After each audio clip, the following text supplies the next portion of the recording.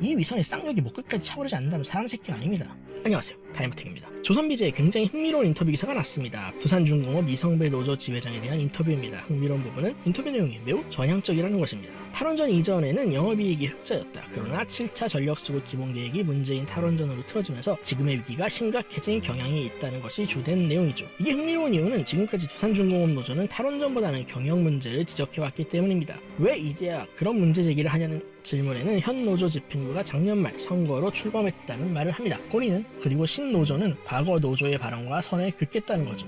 인터뷰 내용만으로 보면 참 바람직한 상황입니다. 이제야 문제를 직시하고 문제를 해결해보겠다는 뜻을 보인 거니까요. 그리고 이어지는 내용도 나쁘지 않습니다. 단지 문제는 이게 지금까지 제가 알던 노조랑 너무 다르다는 겁니다. 이 사람의 말이 사실인지 확인해볼 겸 한번 시간순으로 주장을 정렬해보죠. 2020년 2월 19일자 기사 근본 문제는 무능한 경영이다. 오해의 여지 없이 지금과는 다른 주장입니다. 2월 20일자 기사 해당 내용이 잘 정리되어 있군요. 탈원전 정책 속도 조절은 후순위일 뿐입니다. 3월 12일자 기사 탈원전에 대한 내용은 없죠. 2월에 그나마 후순위로 탈원전 속도 조절에 대해서 언급했으니 이번에도 언급을 했으나 기자가 다루지 않았을 가능성도 있습니다만 저 기자가 기레기가 아닌 탈원전에 대한 비판 목소리는 경영진 교체에 비하면 아주 후순위로 다뤄졌다는 뜻이겠죠. 3월 18일자 기사 경영진은 뒷골목 몰입에 이걸로 다 설명이 되네요. 지금의 위기를 불러온 방만, 부실 경영, 두산그룹 본사 앞에서 진행한 시위 구호입니다. 어쩌면 위 기사에서 언급한 투쟁사에서 탈원전 속도 조절은 언급되지 않았을지도 모르겠습니다. 기레기가 복수의 확률보다는 이성배가 언급하지 않았을 확률이 조금은 더 높겠죠. 4월 24일자 기사 정부의 요구는 합니다.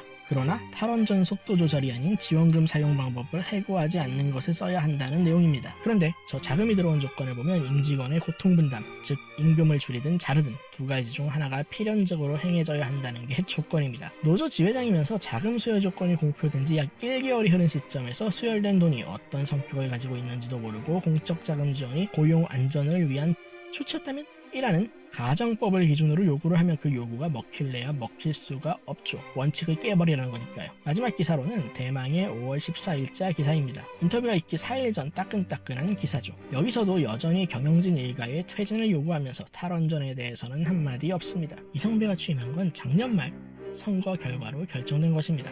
2월부터 5월 14일까지 이성배와 노조는 일관성 있게 탈원전보다는 경영자의 문제를 지적해왔습니다. 이래야 내가 알고 있는 노조지.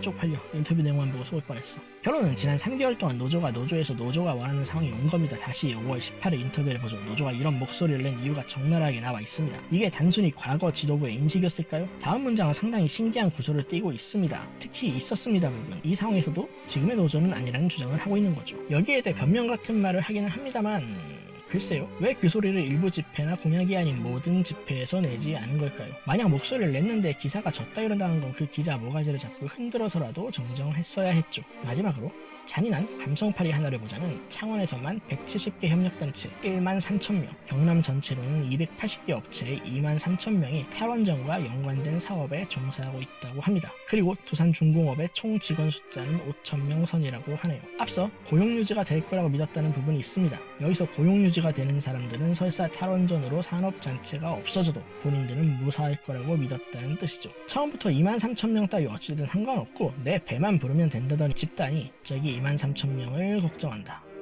이 위선의 쌍욕이 목 끝까지 차오르지 않는다면 사람 새끼가 아닙니다.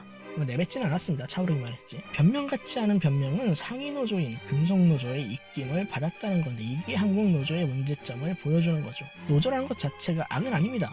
노동자가 자기 자신의 권리를 위해서 합리적인 수준에서 싸운다면 문제될 건 전혀 없죠. 진짜 문제는 노조가 본인들의 조직을 위해서가 아니라 다른 조직의 눈치를 본다는 거죠. 지금처럼.